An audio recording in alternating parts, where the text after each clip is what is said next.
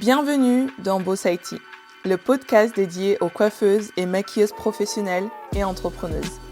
Je suis Valentina, moi-même coiffeuse maquilleuse spécialisée dans la mise en beauté de mariage. À travers ce podcast, je vous partage des ressources pour exploiter tous vos atouts, mais aussi comment maintenir un bon équilibre vie professionnelle et vie privée. Let's talk the real talk. Belle écoute. Bonjour et bienvenue dans l'épisode 42 du podcast Boss IT. C'est aussi l'épisode 11 du challenge Beauty Business Boost. C'est une mini-formation audio pensée pour t'aider à structurer un business de mise en beauté qui te ressemble et qui cartonne. Dans ces 13 épisodes, on va parler de mindset, cliente idéal, tarifs, visibilité, tout ce qu'il te faut pour construire les fondations d'un vrai empire. Tu peux les écouter à ton rythme, mais surtout, ne reste pas en mode spectatrice. Passe à l'action, c'est ce qui te fera réussir. Et pense à jeter aussi un coup d'œil dans les notes de cet épisode. Je t'y ai mis toutes les informations pour rejoindre ma newsletter afin de recevoir les exercices et les supports directement par mail afin de t'aider pour passer à l'action. Et si tu arrives après la guerre, ne t'inquiète pas, j'ai pensé à toi. Va quand même dans les notes, je t'y laisserai une surprise à la fin du challenge. Tu veux plus de demandes, mais t'es épuisé. Rien qu'à l'idée de créer du contenu. Tu vois les autres poster tous les jours, faire des stories face cam, danser sur des trends et tu te dis oh, qu'est-ce que c'est pas pour toi. Bonne nouvelle, tu peux cartonner sans faire tout ça. Ce qu'il te faut, c'est une visibilité stratégique. Et aujourd'hui, on va voir comment. L'un des premiers conseils que je donne à mes élèves de Beauty Empire, ma formation signature, c'est de récolter le plus d'avis possible sur Google. C'est logique, mais pas pour tout le monde. Le fait d'avoir un avis sur Google met automatiquement à jour ton profil auprès de l'audience qui circule sur Google Business. Il y a aussi d'autres conseils que je donne à ce niveau-là pour booster sa présence sur Google. Mais l'un des simples procédés pour booster sa présence en ligne, c'est de recevoir régulièrement des avis sur Google. Ensuite, autre conseil que je leur donne aussi, c'est de demander à leur mariée de copier-coller ces avis qu'elles mettent sur Google sur mariage.net et donc ce qui implique d'avoir un compte sur mariage.net sans forcément avoir le compte en premium, mais le fait d'avoir des avis sur mariage.net, eh bien ça joue en votre faveur pour votre SEO également parce que du coup vous passez par le moteur de recherche on va dire d'une entreprise qui a le monopole sur le secteur du mariage et donc ça vient pousser un petit peu votre présence avec Google. Également sur Instagram, il n'y a pas besoin de se mettre à danser, de se trémousser pour avoir des vues sur Instagram. Moi, j'ai jamais été... j'adore les gens qui dansent, etc. Je suis admirative, etc. Mais moi, c'est pas mon truc. Déjà, même sans caméra, même dans la vie de tous les jours, je me demande même si le jour de mon mariage, je vais danser. Parce que je déteste ça. Et pourtant, je suis africaine, mais non, je n'aime pas danser. C'est un faux stéréotype qui, je ne dirais pas le mot parce que ce n'est pas le lieu, mais c'est un gros stéréotype qu'il faut arrêter de véhiculer. Ce n'est pas parce que je suis noire que j'aime danser ou que je sais twerker. Je ne sais absolument pas faire. Voilà, bref, il fallait que je le dise. Mais je n'aime pas me trémousser, je n'aime pas danser, c'est de l'énergie pour rien. Donc, il était hors de question, bien sûr, que je danse dans mes vidéos. Il m'arrive de danser, etc., de trémousser, mais de joie. Ça, c'est quelque chose, un mouvement qui me vient naturellement de bouger de joie. Mais ça s'arrête là, en fait.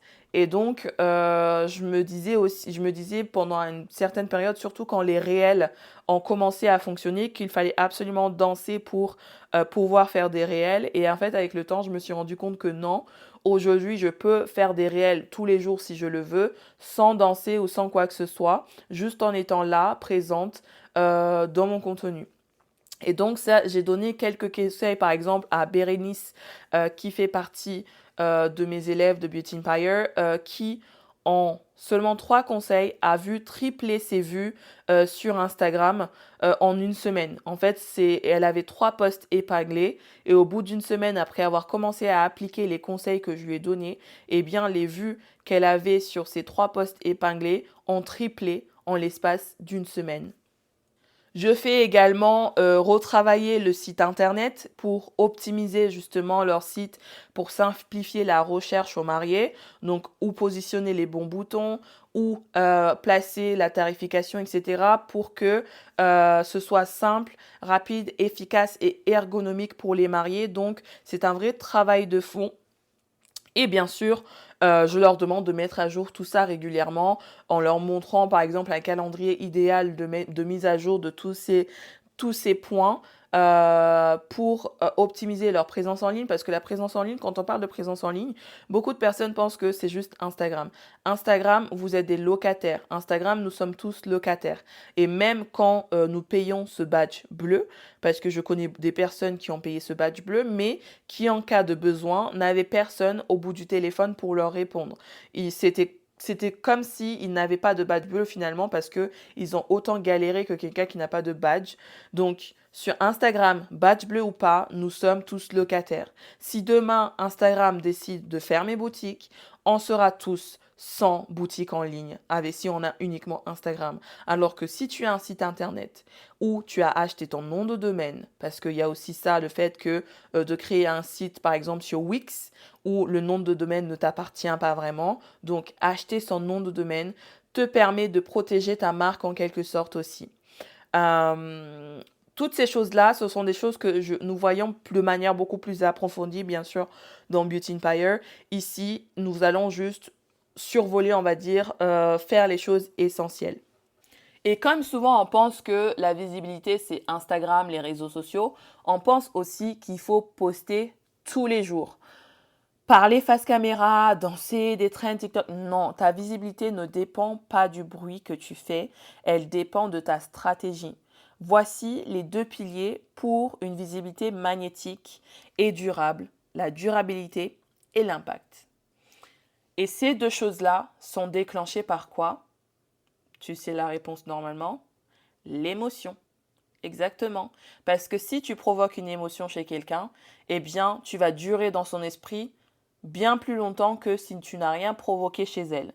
Et si tu as provoqué une émotion, tu provoqueras aussi un impact auprès de cette personne-là.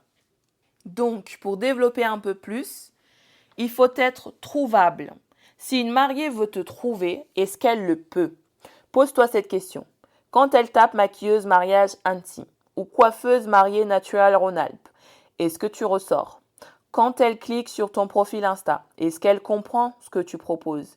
Où tu es? Comment te contacter?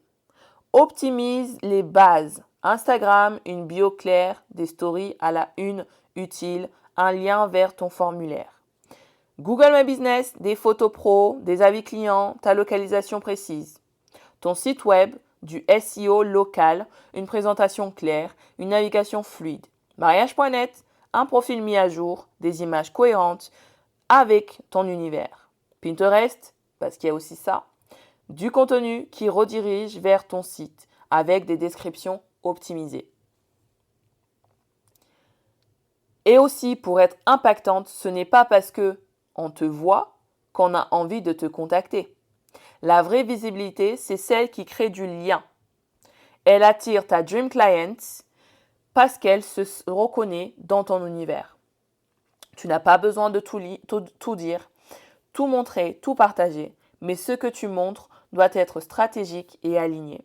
Sois impactante par ton message clairement exprimé, tes valeurs transmises dans ton contenu, ton style visuel cohérent, reconnaissable, ton ton fidèle à ce que tu es. Et surtout, reste régulière, pas besoin d'être partout, juste d'être présente là où ta dream client te cherche. L'exercice de cet épisode, on va trouver ta stratégie simple, très simple. Choisis 2 canaux principaux à travailler. Instagram, site internet, Google My Business, mariage.net, Pinterest. Je dirais que déjà, Instagram est le principal. Il t'en reste plus qu'un à choisir parmi les autres. Donc je dirais, si tu as un site internet, en priorité le site internet. Si tu n'as pas de site internet, eh bien ce serait Google My Business. Si tu n'as pas de Google My Business, tu peux arrêter d'écouter mes épisodes dès maintenant. Ça ne sert à rien d'être ici. Et demande-toi, Qu'est-ce que je peux améliorer ce mois-ci? Exemple simple. Ajouter 5 avis clients sur Google My Business, mettre un lien cliquable dans ma bio Insta, faire un carrousel témoignage par semaine, garde le simple, faisable, mais aligné. Aujourd'hui, ta mission est simple, rendre ton univers visible. Pas en postant plus, mais en postant mieux. Et si ça te stresse, commence petit, une bio claire, un témoignage posté, un Google My Business mis à jour. C'est ça l'effet magnétique. Dans le prochain épisode, on parle du contenu, quoi poster, comment et surtout comment ne pas s'épuiser à le faire. À la semaine prochaine. Merci d'avoir écouté cet épisode jusqu'à la fin. Si tu l'as apprécié, n'hésite pas à me laisser ton avis 5 étoiles et un commentaire sur Apple Podcast. Je prendrai le temps de le lire lors d'un prochain épisode. N'hésite pas aussi à partager ce podcast autour de toi si le cœur t'en dit. Je te dis à la semaine prochaine pour un nouvel épisode.